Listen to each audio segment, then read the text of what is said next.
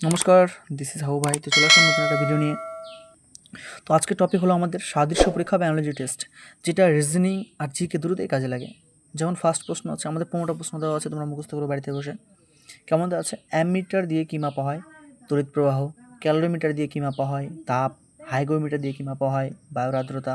সিসমো স্পিগনোম্যানোমিটার দিয়ে কী মাপা হয়? রক্তচাপ, যাকে বলা হয় বিপি।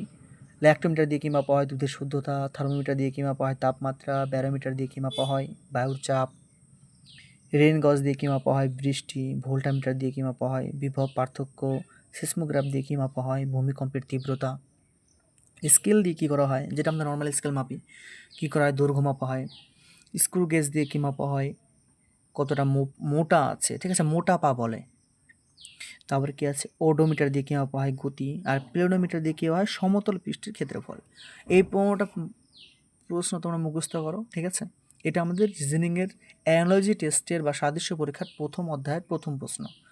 আরও ধীরে ধীরে আমি প্রশ্ন দেবো, তোমরা এগুলো মুখস্থ করতে থাকো, ঠিক আছে। এইগুলো কিন্তু জিকে প্লাস রিজনিং দুটোতেই কাজে লাগে। তো শুধু রিজনিংয়ের জন্য না, জিকের জন্য পড়ো, অনেকটা কাজে লাগে। এখানে দেওয়া আছে যন্ত্র আর তা দিয়ে কি মাপা হয়। ওকে, আজকের জন্য এটুকুই। যারা এখনও চ্যানেল সাবস্ক্রাইব করে নিও। গুড ডে, ভালো থেকো সবাই।